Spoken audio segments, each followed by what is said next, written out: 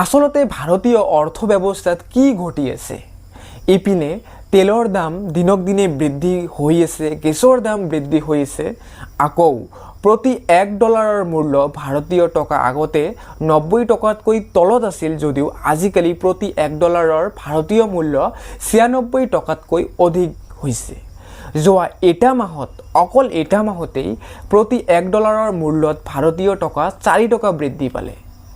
আৰু সেই একে হিচাপটো যদি আমি যোৱা এটা বছৰৰ লগত কম্পেয়াৰ কৰোঁ, যোৱা এটা বছৰত ভাৰতীয় টকা আমেৰিকাৰ $1তকৈ ভাৰতীয় টকা 10 টকা বৃদ্ধি পালে। অৰ্থাৎ ভাৰতীয় টকা বহুত দ্ৰুত গতিত মানে কমি গৈ আছে যিটো ভেলু বা মূল্য।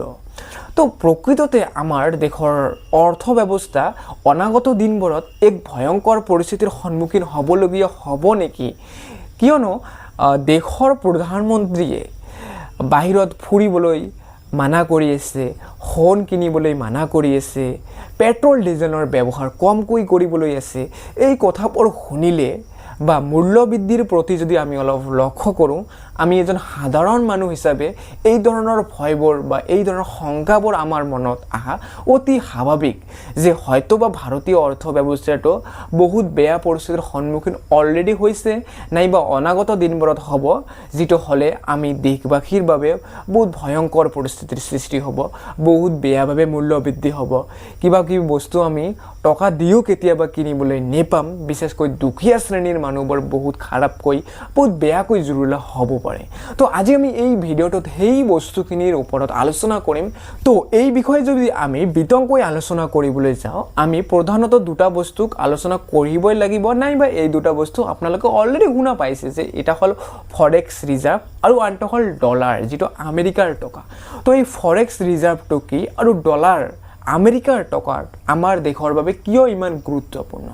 তো প্ৰথমতে আমি ফৰেক্স ৰিজাৰ্ভৰ কথা আলোচনা কৰোঁ। ফৰেক্স ৰিজাৰ্ভ, এই ফৰেক্স ৰিজাৰ্ভ শব্দটো ফৰেন এক্সচেঞ্জ এই শব্দ দুটিৰ সংক্ষিপ্ত ৰূপ, অৰ্থাৎ বিদেশৰ লগত আদান প্ৰদান কৰিব পৰা বস্তু, এছিডসমূহ যিখিনি কোনোবা এখন দেশে সংৰক্ষণ কৰি ৰাখে, সেই বস্তুখিনিক ফৰেক্স ৰিজাৰ্ভ হিচাপে কোৱা হয়।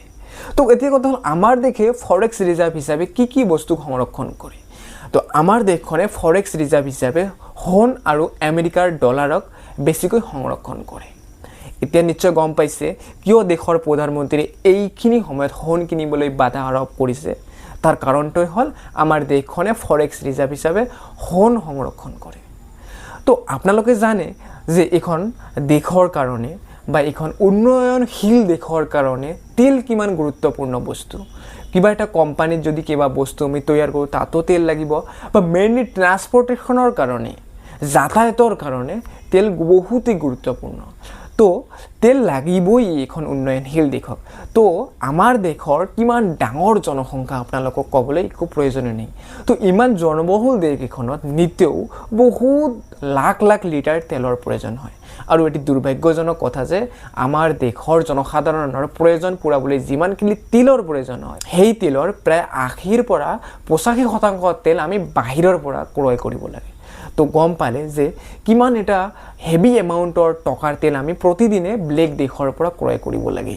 ইপিনে আকৌ আমি যিসমূহ দেশৰ পৰা তেল ক্ৰয় কৰিলে কম টকাত তেল পাব পাৰি, সেই দেশসমূহৰ পৰা তেল আনিবলৈ ষ্ট্ৰেইট অফ হৰমুজৰ মাজেৰে আনিব লাগে, যিটোত অলৰেডি আমেৰিকা ইৰাণৰ যুদ্ধৰ বাবে বহুত কিবা কিবি গণ্ডগোল চলি আছে।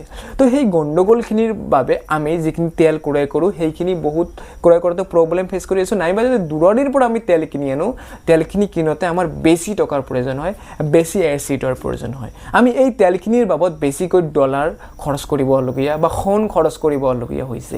সেইবাবে অলপ আমাৰ দেশৰ ইকনমিটো অলপ হিলি গৈছে। এতিয়া আকৌ কি হৈছে, এই বেয়া সময়খিনিত যিহেতু আমাৰ দেশৰ তেলৰে মেইন প্ৰয়োজন, সেই তেলৰ উৎসই নাই। তো সেইবাবে যিবিলাক বাহিৰৰ কোম্পানীয়ে আমাৰ দেশখনত বহুত হেভি এমাউণ্টৰ টকা ইনভেষ্ট কৰিছে, সেই দেশ বা সেই কোম্পানী, বাহিৰাগত কোম্পানীসমূহে ভয় পাইছে যে যিহেতু তেলৰ ক্ৰাইচিছ আৰু ভাৰতবৰ্ষৰ নিজাববীয়া ইমান তেলৰ ভাণ্ডাৰ নাই, গতিকে যদি কিবা কাৰণত এই হাল্লা হুলস্থুলখন ডাঙৰ হৈ যায়, ভাৰতবৰ্ষই যদি তেল কিনিবলৈ নাপায় বা বেছি টকা দি তেল কিনে, তেনেহ'লে ভাৰতবৰ্ষৰ নিচিনা এখন দেশত আমি ব্যৱসায় কৰি সিমান লাভৱান চাগে হ'ব নোৱাৰিম। সেই ভয়ত জৰিয়তে বাহিৰাগত ইনভেষ্টৰবিলাকে ভাৰতৰ পৰা লাখ লাখ টকা যোৱা 3 মাহত উইথড্ৰ কৰিছে বা তেখেতৰ টকাখিনি ইয়াৰ পৰা শ্বেয়াৰ মাৰ্কেটৰ পৰা গুচাই লৈ তেখেতে নিজৰ দেশ বা নিজৰলৈ লৈ গৈছে। সেইবাবে এটা সময়তে যদি ইমান পৰিমাণৰ ইনভেষ্টৰ টকা এখন দেশে উভতাই দিবলগীয়া হয় তেনেহ'লে ভাবি চাওকচোন এখন দেশৰ অৰ্থ ব্যৱস্থা কিমান বেয়াকৈ অলপ প্ৰভাৱ পৰিব পাৰে।